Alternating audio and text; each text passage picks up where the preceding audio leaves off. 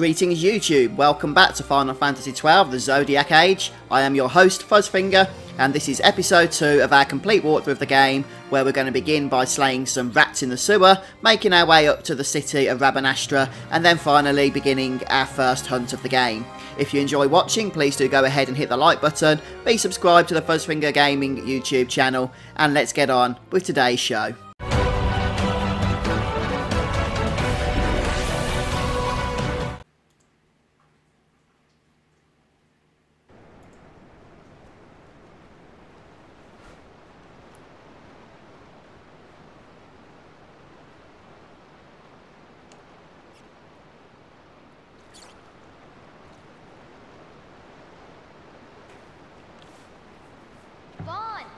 Hurry it up or they'll find us.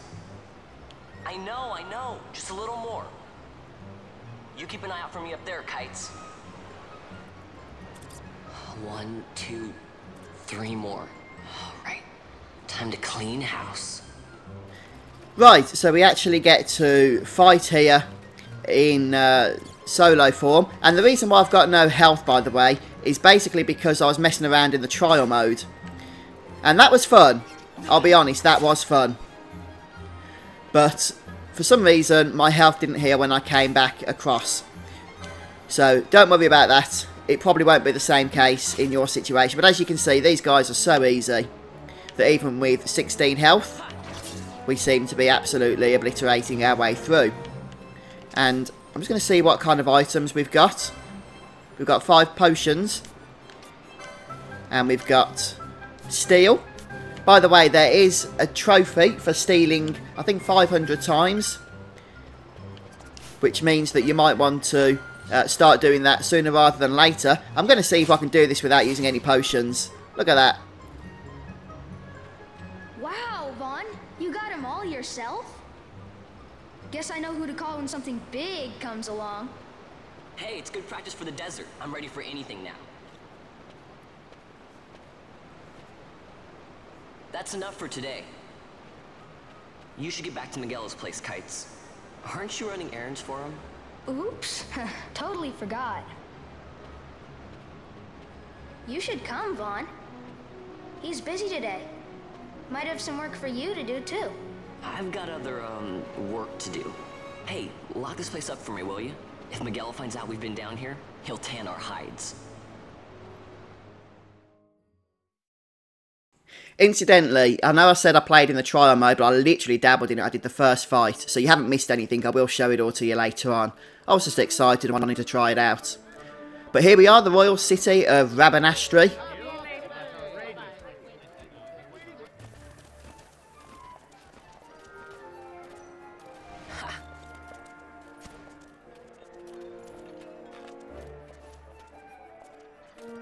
Huh? What'd you say?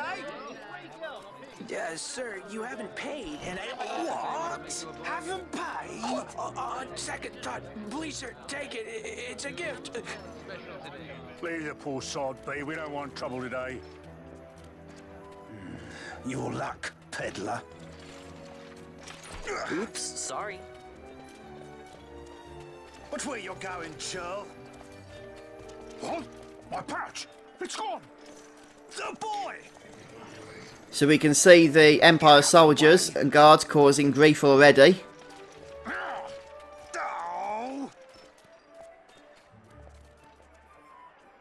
And they've only actually occupied Rabanastra for a short time here. For about 2 years, I believe. What?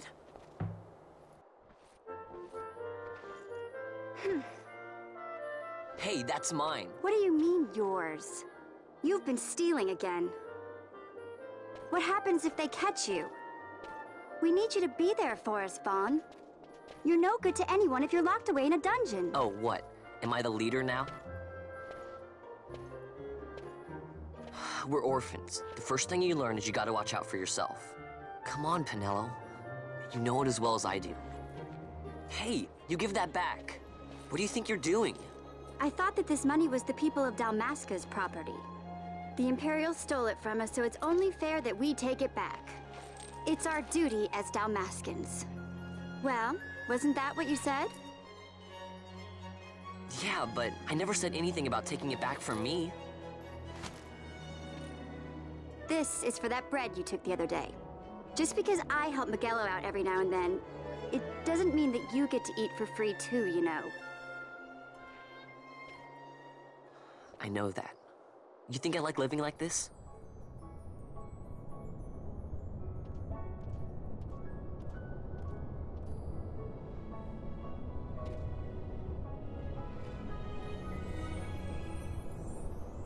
One of these days, I'll fly an airship of my own. I'll be a sky pirate, free to go where I will.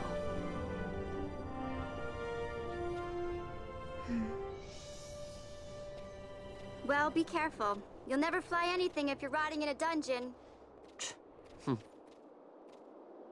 Oh, Miguelo had some errands that need doing. He wanted you to drop by his place. It might be a good idea to lend a hand.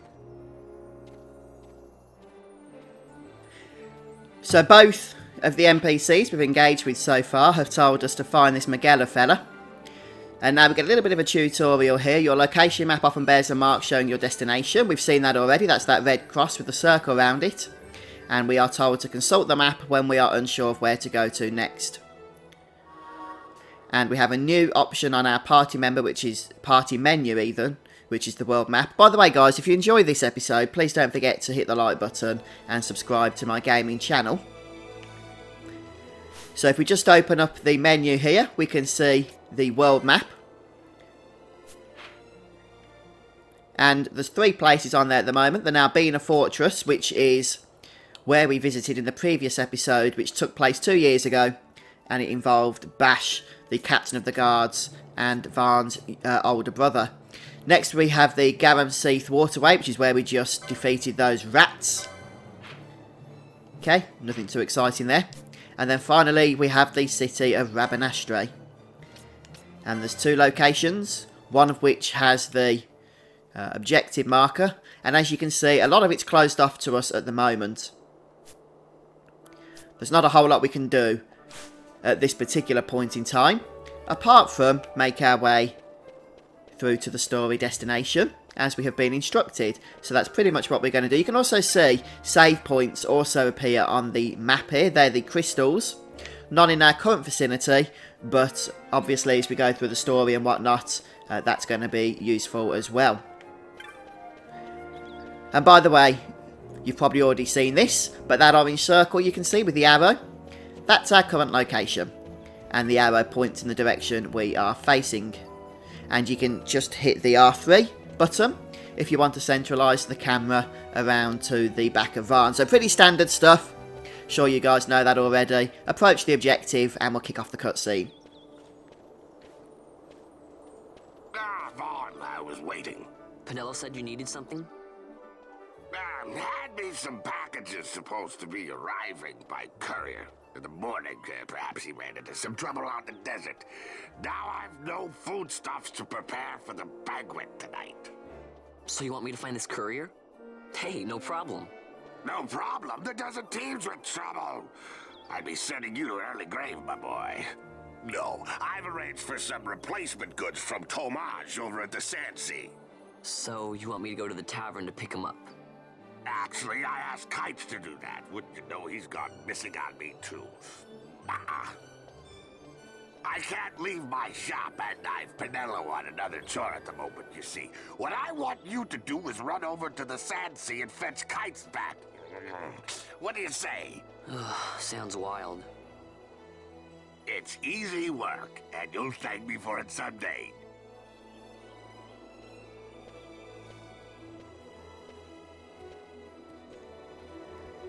Rightio, so it seems that Miguelo here has given us our next objective, and he's got a bit of a problem in that he's waiting for some goods to arrive because he's got a banquet that's taking place and they haven't actually turned up. So he's now gone and ordered some other goods to replace those previous ones from Tomage over at Sandsea, and basically he's given us the objective to go and find Kites at the Sandsea and see that these goods and that all get collected okay and what have you.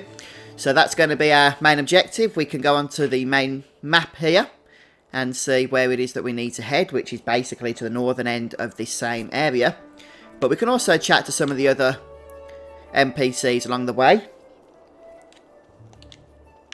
And they don't have anything vitally important to tell us. But they do give us bits of information. Stuff that's going on at the city. You can see that they have green dots on the map to show us that they have some information to give us. So we'll just speak to these on the way.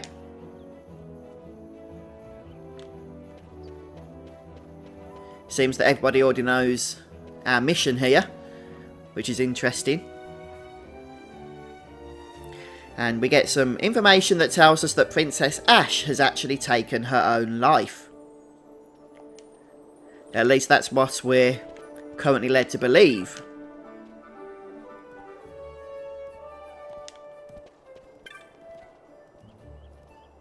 And Penelo, of course, is Varn's childhood friend, an orphan.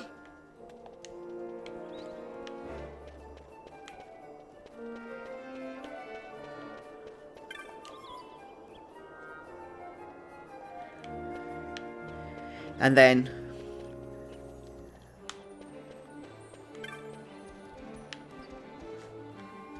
we can see that the red marker has brought us to this location here.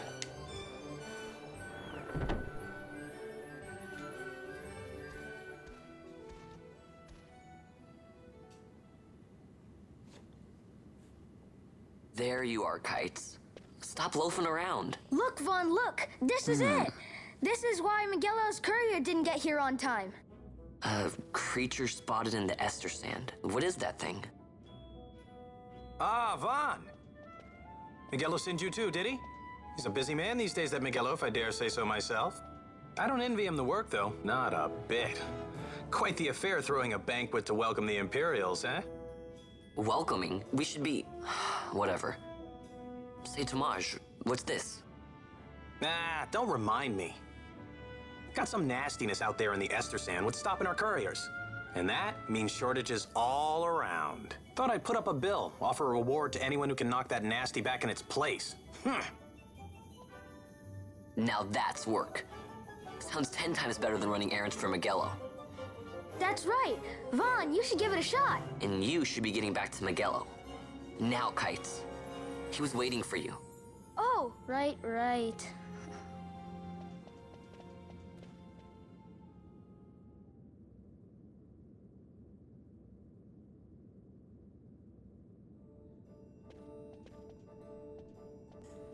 At this point, we get introduced to the Hunt gameplay feature, which is technically an optional bunch of side quests, although they're very important in my opinion because they do help develop our team in many ways.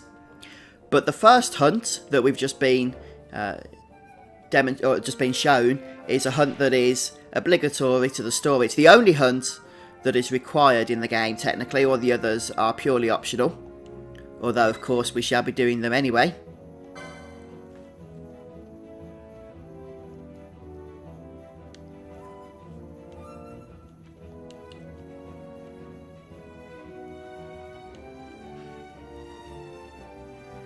I mentioned in the last episode how Final Fantasy XV definitely seemingly took inspiration from Final Fantasy XII. And I think the hunt system is another example of that, isn't it?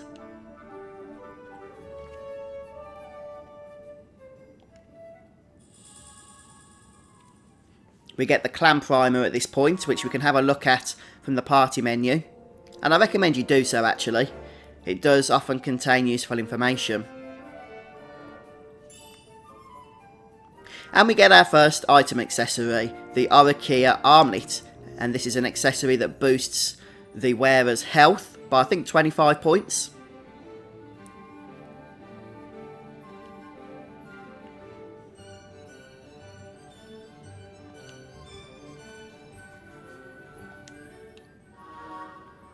And licenses as well, so a lot of systems are being introduced to us at this point.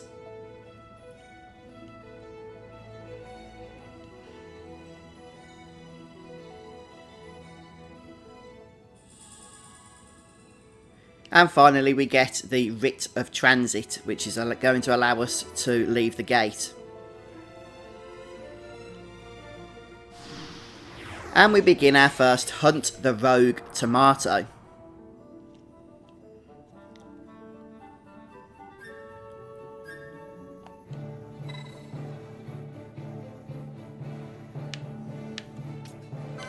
We don't want to repeat that tutorial. So I believe this is where we're going to witness some changes now from the original Final Fantasy XII. So obviously we've only got the one character at the minute, which is Varm, but we can at this point select a job license. And as you can see, there's 12 to choose from, and every character that we recruit into our party, main character that is, not guest characters, can select a job license, and then later on in the story those characters will be able to select a second job license. Interestingly, in the original Final Fantasy XII International Edition that was released in 2007, never released in the West, but when this job system was first introduced, you was only ever able to pick one job per character, which means that a lot of these jobs you were never able to experience then unless you played the game again. But now, with the Zodiac Age for the first time, you can actually experience all these jobs in one playthrough. And not only that, but it also gives you the ability to have some tremendous variance, I'll call it, with the party setups that you have. And you can also then obviously have multiple different setups depending on where you've spent your license points. Interestingly, for now, I'm not actually going to pick a job. And the reason for that is we don't need to, quite frankly. We can actually survive this first portion of the game without actually selecting any jobs whatsoever. And then what we'll do a little bit later on, and I'll point out when, is create what I would call a master save file, which is the point at which we are going to start selecting jobs. And it's at that point then, if we decide that we want to venture out into other selections and perhaps try other job combinations, we can load up that master save and not have to start the game from the beginning. So what I would recommend is making sure that you have plenty of potions, because that's the one difference between basically having jobs now and not having jobs now, is that you'll be healing mostly through potions. But in terms of attacking and damaging enemies, you don't actually need to select jobs at this particular point.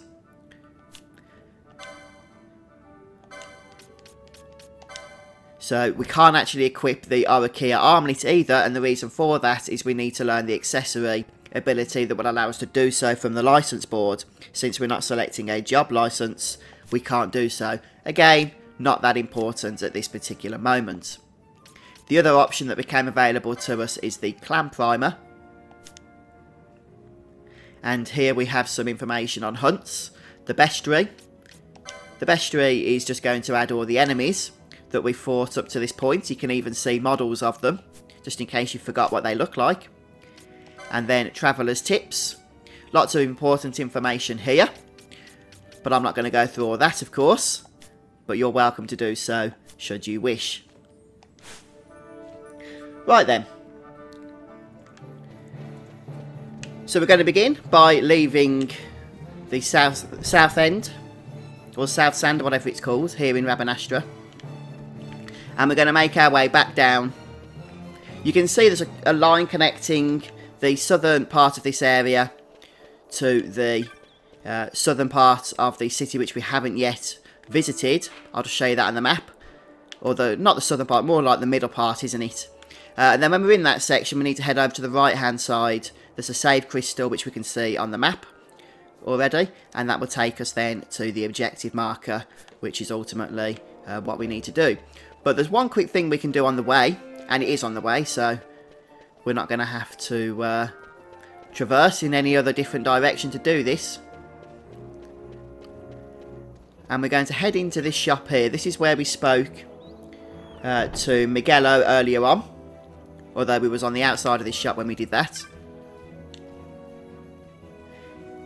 And we're going to see if we can just stock up on a couple of potions.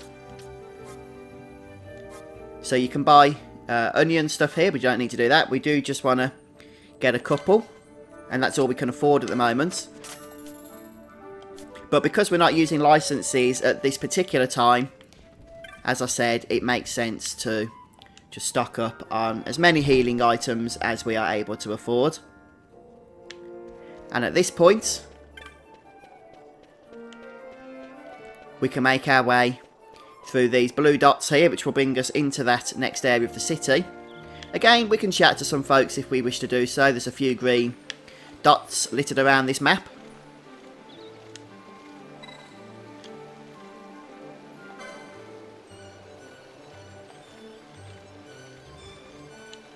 And he even gives us a bit of a quest. So that's why it is worth just chatting to folks as we run past them.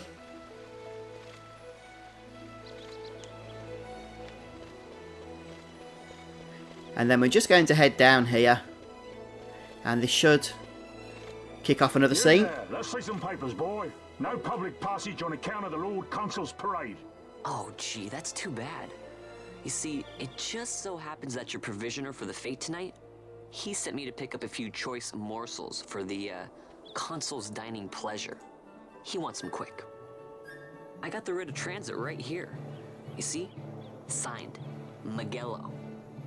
I just hate to see the consul upset because his food wasn't ready on time. And I sure hate to see him take it out on you. The Lord Consul is a great man, and not one to take offence in such trifling matters.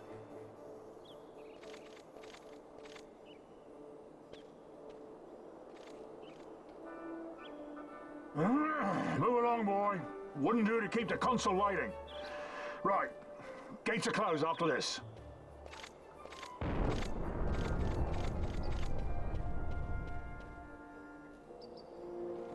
Okay, and after that cutscene, we once again retain control of Van. What game was I playing with a character called Zan in? I can't remember. But either way, it wasn't this one. Right, so I'm just going to save up here. So just on the way out, we can see this hapless merchant is standing here, having some trouble with the guard, perhaps. And this is just the end to that quest that we dealt with, or picked up just a moment ago. No, it doesn't actually give us anything. But hey, for the sake of completion, we'll do it.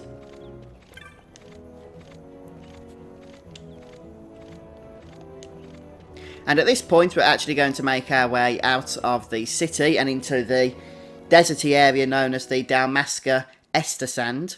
And in particular, this initial area is known as the Stepping.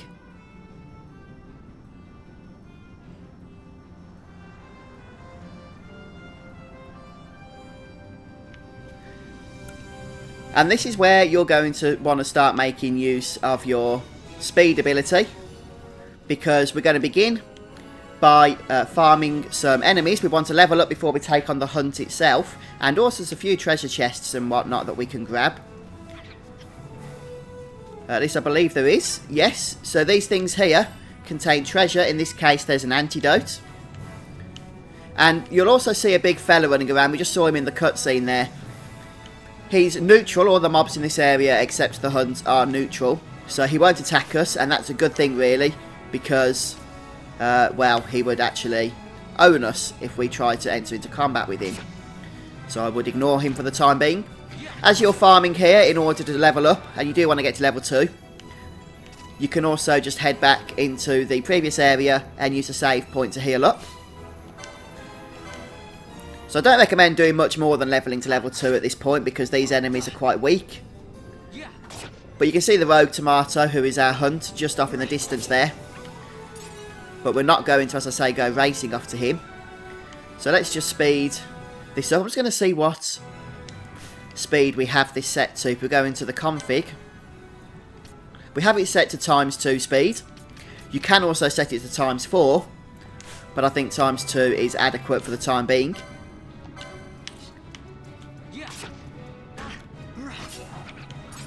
And a lot of these enemies are going to be dropping items for us, so we'll want to make sure that we do go ahead and loot those. And just over here, there's another treasure chest, or something that we can grab. Or not. Okay, so the treasure is not always going to spawn, but there is a location where treasure could spawn. And I believe there's about a 75% chance of every treasure in this area actually showing up.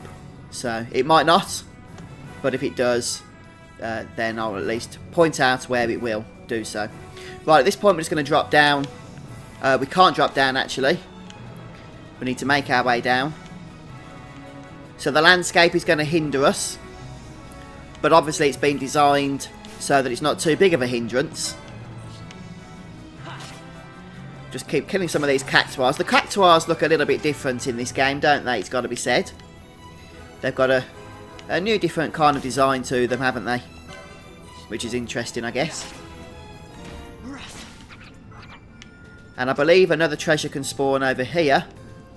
But again, it looks like that's not going to be the case. By the way, every time you re-enter this area, there's another chance of the treasures re-popping. Even if you've looted them. So something for you to bear in mind there.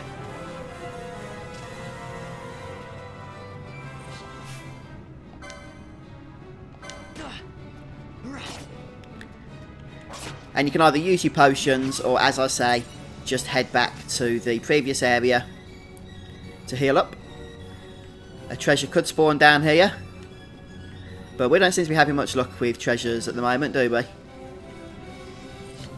So we just saw that big fella. I was wrong about all the enemies being neutral. As we get further into this area, they're actually not. But that big fella that I told you about is. So just be careful not to attack him, because he won't attack you unless you hit him first. And we are getting low on health, but there's a treasure that's popped over here, so we'll go and grab it. And it contains a potion.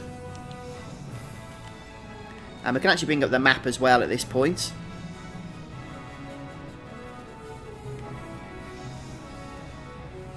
And over here, I believe there's another treasure. Next to this sleeping cactus.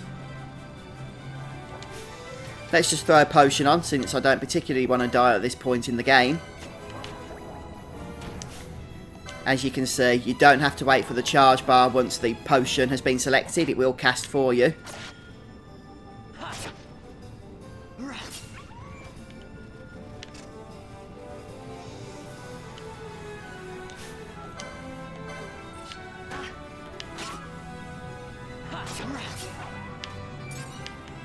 And if we just open up the main menu here, we can see that we have leveled to 2. I actually missed when that took place because I was concentrating on the dialogue that I was giving for you, the commentary. But either way, I'm just going to grab these few treasures around here. Treasures, by the way, have been rebalanced in the Zodiac Age. They've had different items put in them. And previously, I believe, gambits could be found in treasures, but now they can't. All gambits are purchased, which is actually a good change, because it means that you're not going to be sad when you find a treasure chest only to discover it's got nothing in of real use. And a couple of new mobs here, including a cockatrice.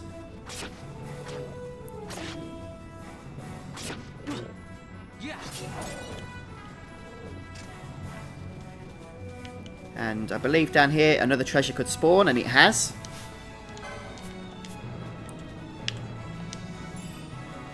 Another potion. Potion and antidotes are what you can expect initially from the treasures here. And I'm just coming up here because there's another treasure to grab. Then there's a couple to grab down below, and we will be sorted at that point. Another potion. Again, we can't just jump down there, unfortunately. We do need to make our way around here. And around here. This is the only way to get down into this section at the bottom.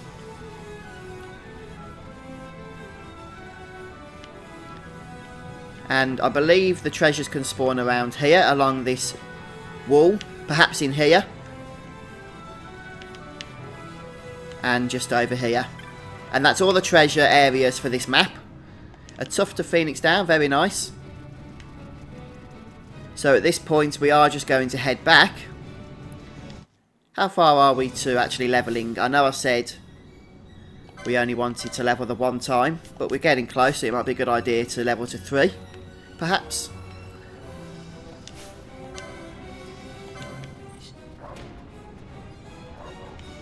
I'm sure Van can handle it. Well, just about, I'd say. Let's head back to the save point at this point. Save using any potions. And the loading in between areas is a lot faster now in the Zodiac Age here on the PS4.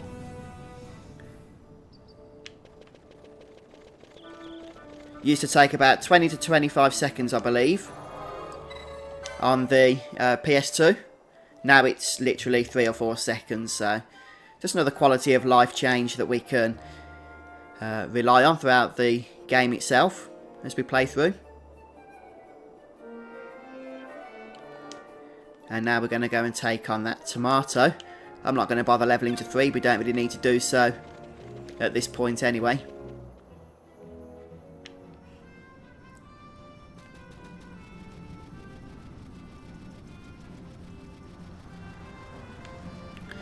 Let's just go back down to normal speed for this hunt.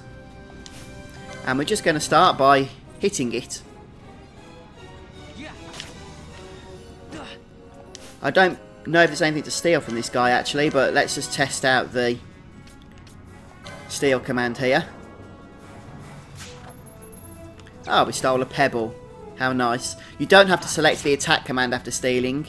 It will just continue automatically. The same is true if you select other abilities. Once you get him to 50% health, he actually runs off.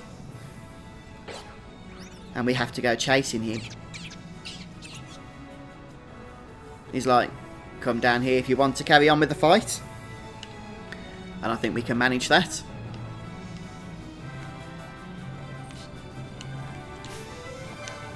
Although a few of these wolves have other ideas by the looks of things.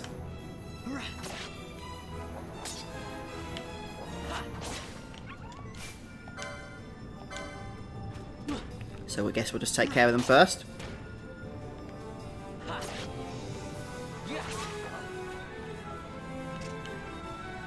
Rightio.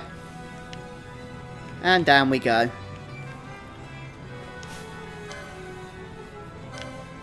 And as you can see, he's pretty much back to full health by this point. So make sure you stay on top of your own health. But wow! Poor fella. The rogue tomato has been vanquished.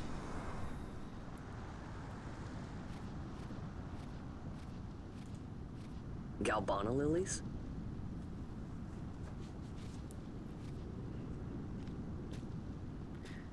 Thank you for the subscription. Never thought I'd see him growing out here.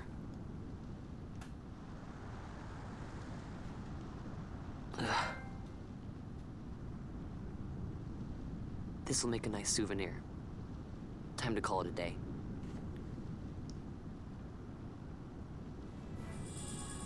And we get a handful of Galbana lilies at this point.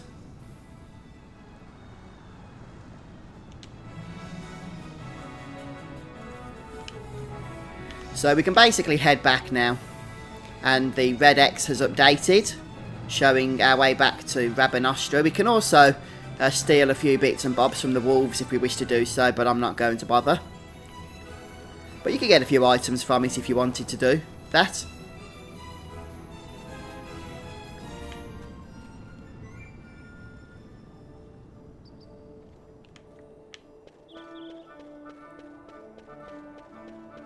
And we're going to head back to the east gate.